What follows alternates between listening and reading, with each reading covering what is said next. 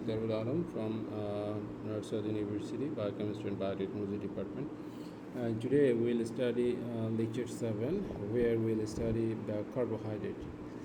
So, carbohydrates, those are polyhydroxyaldehyde or ketone containing carbon, hydrogen, and oxygen, as sugars, starch, and cellulose, most of which are formed by green plants and which constitute a major classes of animal foods.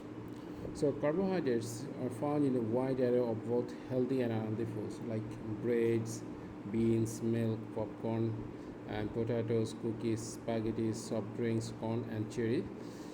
And those are also come in a variety of forms. Most common and abundant forms are sugars, fibers, and starch. So there are complex examples of some complex carbohydrate here. So there are four primary functions of carbohydrate in the body. Those are to provide energies and store energies, build macromolecules, spare proteins and fat for other use, and dietary fiber. So the major functions of carbohydrate, hence glucose standard carb, like providing energy. Carbohydrates are the preferred fuel source for our body, and excess glucose is stored as glycogen in muscle and liver of animals, like starch in plants. And carbohydrates builds macromolecules. Some sugars is used to make cell component like DNA, RNA, ATPs. And when energy demand cannot meet by carbohydrates, body starts breaking down proteins and proteins from muscles or other tissues, and essential for elimination of waste materials from the body and prevents constipation.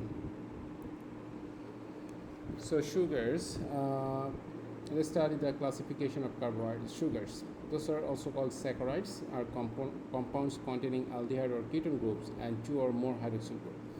Major classes of carbohydrates are monosaccharide, oligosaccharide, and polysaccharide. So monosaccharide, they consist of a single polyhydroxyaldehyde or ketone, for example glucose.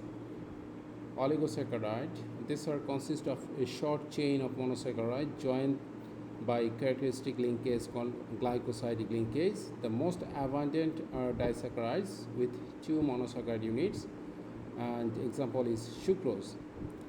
And polysaccharide, these consist of more than 20 or so monosaccharide units, and some have hundreds or thousands of units. Example includes cellulose. It might be chain, it might be linear chain, and starch, it might be linear or branch chain, and glycogen, it is branch chain which are composed of D-glucose. So example, like this is the glycogen, it is found in liver cell, and this is cellulose.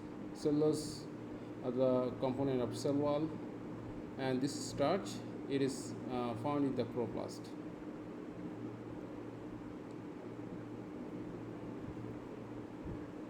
Complex carbohydrates have two or more sugar molecules, hence they are referred to as starchy food. In complex carbohydrate, molecules are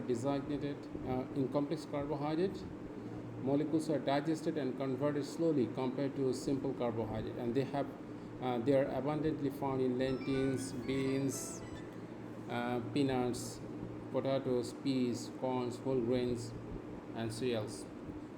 Polysaccharides are complex carbohydrates formed by polymerization of a large number of monomers. Examples of polysaccharides include starch, glycogen, cellulose, which exhibit extensive branching and are homopolymers made up of only glucose unit.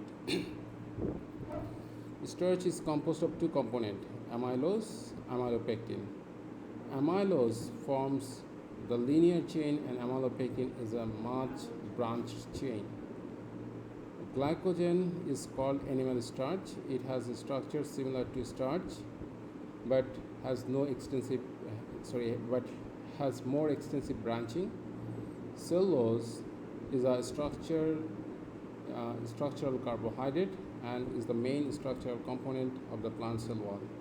It is a fibrous polysaccharide with high tensile strength. in contrast to starch and glycogen, cellulose form a linear polymer. So digestion and absorption of carbohydrate. Carbohydrate present in the diet can be converted to polysaccharide like starches and glycogen. Carbohydrate in the diet might be disaccharide or monosaccharide. Monosaccharide contains glucose, fructose, pentose, disaccharide, lactose, maltose, sucrose. In gastrointestinal tract, all complex carbohydrates are converted to simpler monosaccharide, from which is the absorbable form. So those are the representative monosaccharides, and two triose, an aldose, and a ketose. And this is glyceraldehyde, and this is dihydroxyacetone phosphate. Those are dihydroxyacetone, those are isomers, where just the difference is this is aldehyde group and this is ketone group, aldehyde and ketone. So this is aldose and ketose. And two common hexose, one is aldohexose, another is ketohexose. This is glucose, the aldehyde group, and this is fructose, the ketone group. And the pentose component of nucleic acid, D-ribose is a component of nucleic acid RNA, and deoxyribose is a component of deoxyribonucleic acid DNA.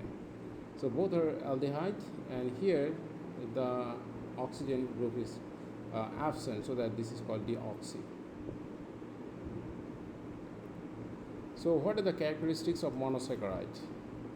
Freely soluble in water but insoluble in non-polar solvent, must have a sweet taste. Two families, aldose and ketose, containing aldehyde group, containing ketone groups.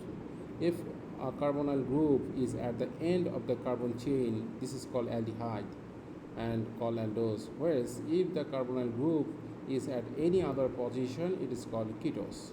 So if the carbonyl group is at the end of the carbon chain, this is called aldose, and if the carbonyl group is at the any position, it's called ketose. So those are the examples of aldose: 3 carbon, 4 carbon, 5 carbon, 6 carbon. Here is, you can see the carbonyl group as the terminal point. Aldehyde group, aldehyde group, aldehyde group, aldehyde group. There is no other group. So this is called, these are the monosaccharides, and those are aldose. Here are the monosaccharides, those are ketose, like ketone group, ketone group, ketone group, ketone group. 3 carbon compound, 4 carbon containing compound, 5 carbon, 6 carbon. Where the carbonyl group is in the middle position, not in the middle, not in the terminal, but any other position. So there is another term, epimers. Epimers, two sugars that differ only in the configuration of one carbon atom, called epimers. Two sugars that differs only in the configuration of one carbon atom, called epimers. So this is glucose, this is mannose. So the configuration of all the groups are similar, except number 2.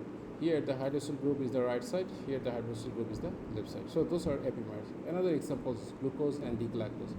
So all the carbon and hydroxyl groups are similar except 4, except the number 4, where the glucose, the hydroxyl group at the 4th position is in the right side, and the hydroxyl group at the 4th position in the galactose is left side.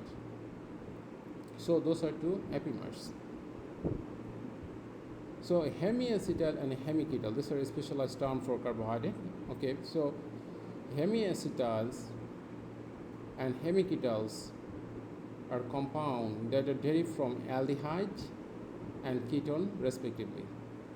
So the Greek word hemi means half. These compounds are formed by formal addition of an alcohol to the carbonyl group. So this is aldehyde, this is ketone. When aldehyde react with alcohol, it's produced hemiacetal. When ketone react with alcohol, it's produced hemiketal.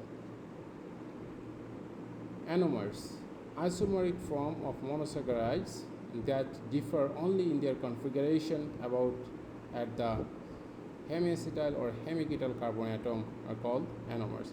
The hemiacetal carbon atom is called anomeric carbon. So look at here, the beta D glucopyranose and beta D, this is the alpha D glucopyranose and beta D glucopyranose. Those are anomers of each other. The difference is that the hydroxyl group and alpha is in the bottom side, and the hydroxyl group and beta is in the upper side.